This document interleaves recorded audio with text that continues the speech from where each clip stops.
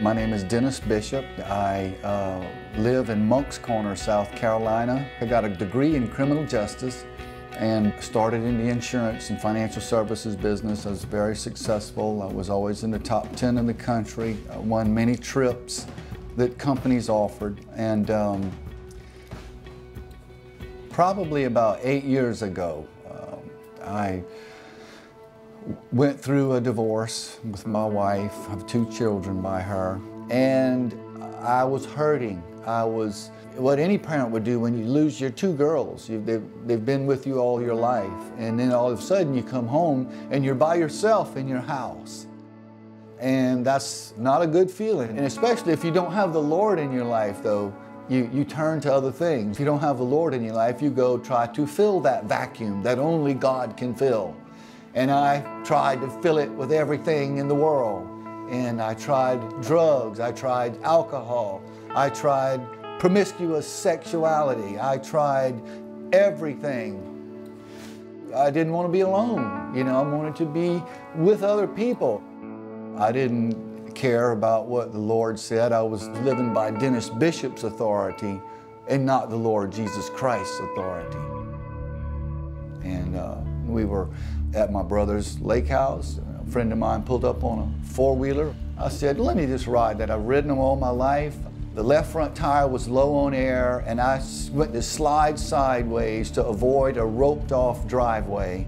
And so when that left front tire slipped off, the rim hit the dirt and it flipped and it rocketed me, and the 4-wheeler flipped in the air continuously.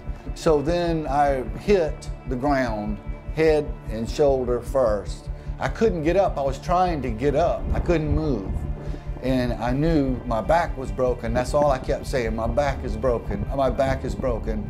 I could hear people screaming, and immediately there were people on top of me within minutes calling 911. And so we ended up going to a doctor, and he ended up x-raying me, and he said, we see your back is broken, your sternum is broken, and you've got 2 other ribs back here that are broken, besides your collarbone that's shattered in 4 places. And so they go, how are you alive?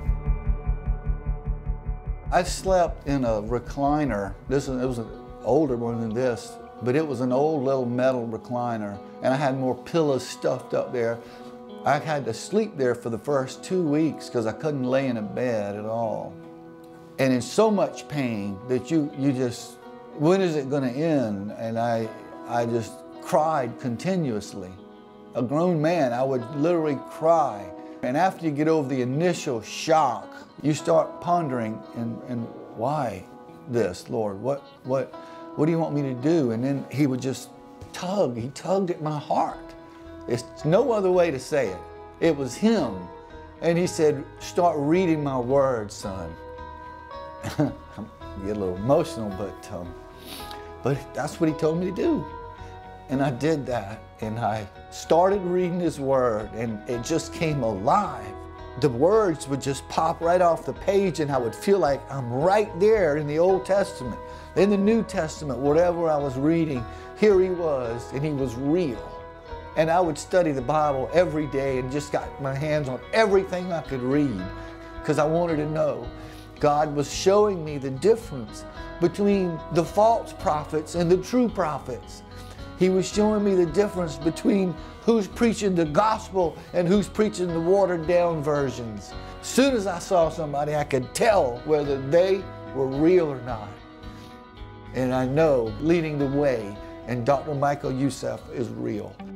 And therefore, we are helpless without the cross. We are lost without the cross. We are loveless without the cross. We will experience anarchy and chaos in our society without the cross. And that is why the cross cannot be neutral. And I've watched him from the very beginning. He was one of the very first ones that I watched on TV that really changed my life. He really came in, and I still watch him to this day. I get his devotional letters sent to me every day, and I watch his sermons every Sunday. You hear the sincerity from his heart, and he does his hands like that, and he goes, people listen to me, and I just love him, and he preaches the gospel. He preaches it right out of the book. and that's what counts. And he preaches Christ crucified at the cross, and that's where it all happened. And I've noticed him too. I've noticed your eyes on there, Dr. Youssef, get watered up a time or two because you're passionate about it. And that comes through the television. And it's unbelievable that you can hear his voice crack sometimes because he's passionate about it.